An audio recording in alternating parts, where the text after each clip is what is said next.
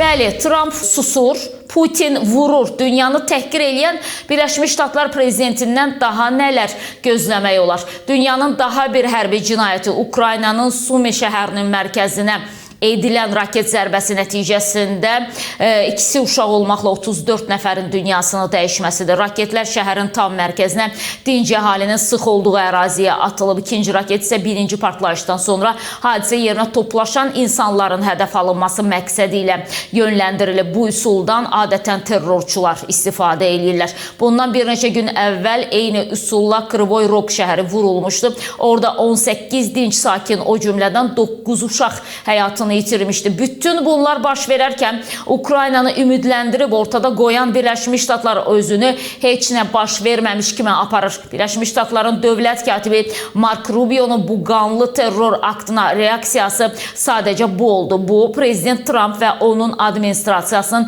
bu müharibəyə son qoymaq və davamlı sülhə nail olmaq üçün niyə bu qədər vaxt və səy sərf etdiklərini faciəvi bir xatırlatmasıdır. Vəssalam.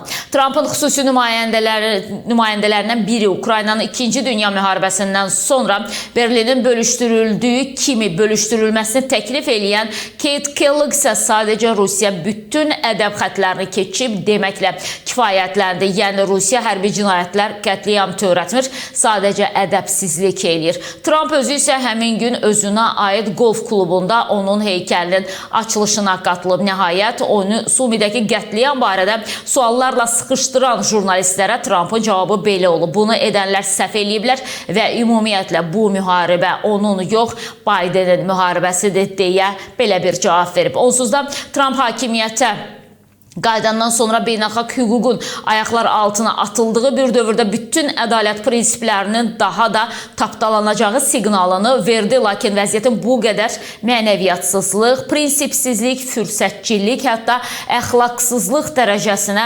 çatacağını gözləmək çətin idi. İndi vəziyyət o həddə çatıb ki, bir zamanlar bütün dünyanı, azad dünyanın lideri, əsas sivilizasiyanın daşıyıcısı kimi baxdığı Birləşmiş Ştatlar prezidenti digər dövlət başçılarını tarifləri artırmaqda şantaj eləyir və sonra da məmnuniyyətini bildirir. Onlar mənim arxamı öpür və yalvarırlar, fikirlərini səsləndirir. Bu çıxışını izləyən respublikaçı senatorlar və tərəfdarları isə bunu alqışlayırlar və ona gülürlər. Yəni Donald Trump'ı alqışlayırlar bu fikirləri fonunda. Hətta bizdəki bəzi siyasi hərbçilər, politoloqlar və siyasətçilər belə özündən razı, nasist, ziddiyyətli bir şəxsin davranışlarında və sözlərində məntiq və dərin strategiyanı da axtarırlar. Birləşmiş Ştatların başındakı Trump və Trump kimilər nə qədər kobuddularsa, yalancı demokratiyada bir o qədər riyakar, ikiyüzlü və qorxaqdır və dünyada başını, ağlını, reallıq hissini itirmiş bu mədəniyyət və əxlaq sahiblərindən ədalət və insanlıq gözləyir. Nə qədər inanmaq istəməsək də təbiətin özündə belə ədalət yoxdur. Zəif olan hər zaman güclü üçün yemdir. Odur ki, ədalət sanki insan tərəfindən uydurulmuş bir anlayışdır. Nə qədər ilahi ədalət desə də, qeyri-ilahi ədalətsizlik daha güclüdür, var, möhkəmdir və getdikcə daha da güclənir. Bunu görmək üçün sadəcə dünyada, xüsusilə Ukraynada və Fələstində baş verənlərə baxmaq kifayətdir. Davam edirik dəyərli izləyicilərimiz. Digər son dəqiqə xəbərlərlə bu dəqiqə üçün bizi izləyən tamaşaçılarımız, hər birinizdən xahiş edirəm ki, yayımımızı bir dəfə bəyənin. Nə qədər çox bəyənmə olarsa, bir o qədər də daha geniş auditoriya bizi izləyə bilər. Bu kəndə 2 həftədir hücum eləyirlər. Yüzlərlə Rus əskərinin cəsədindən söhbət gedir. 2-ci həftədir ki, Rus işğalçı qüvvələri aprelin 1-də işğal etdikləri Donetsk vilayətinin Razliv kəndinə hücum eləyiblər. Bu barədə oynayan Uqliyadar taktiki qrupuna istinadən məlumat yayıb. Bildirilir ki, Ruslar kəndin bir hissəsini işğal etsə də, digər hissəsi Ukraynalı hərbçilərin nəzarəti altındadır. İndi işğalçılar birdən-birə 3 istiqamətdə hücum edirlər, lakin itkilər verirlər. Artilleriya, çoxsaylı reaktiv sistemlər və pilotsuz təyyarələrin köməyi ilə kəndə yaxınlaşan yerlərdə məhv edilirlər. Kəndin yaxınlığındakı tarlalar və yollar onlarla araba kvadrosikl, motosikl, avtomobil və zirehli texnika, eləcə də yüzlərlə cəsədlə doludur. Bəziləri hələ də Razlivə keçə bilirlər. Orada işğalçılar Sıçovul kimi evlərini və inzibati binaların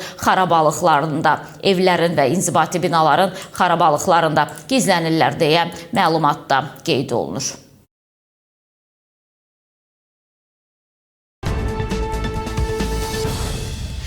Davam edirik dəyərli izləyicilərimiz, digər son dəqiqə xəbərlərlə.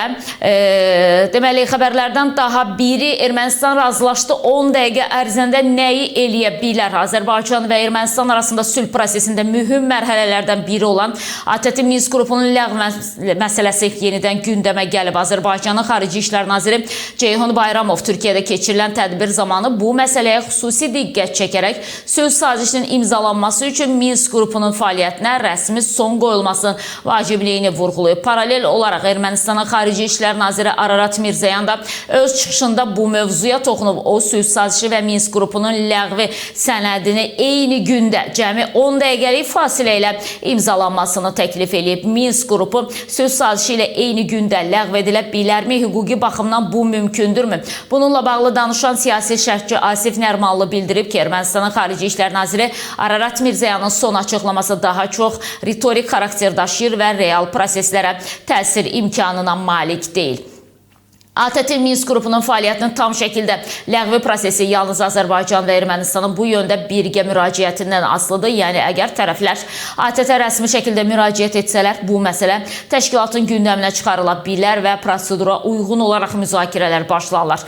ATƏT-də bütün qərarlar yekdillik əsasında qəbul edildiyinə görə bu sadə və sürətli bir proses deyil. Belə bir qərarın qəbul edilməsi üçün müvafiq iclas keçirilməli, tərəflər arasında məsləhətləşmələr aparılmalı və yekun sənəd imzalanmalıdır. Asif Nərmanlının fikrincə Ermənistan bu mərhələdə sülh prosesində öz mövqeylərini qorumağa çalışır. Hazırda Ermənistan sülh müqaviləsinin 17 maddə çərçivəsində imzalanması istiqamətində Azərbaycanla razılığa gəlməyə çalışır.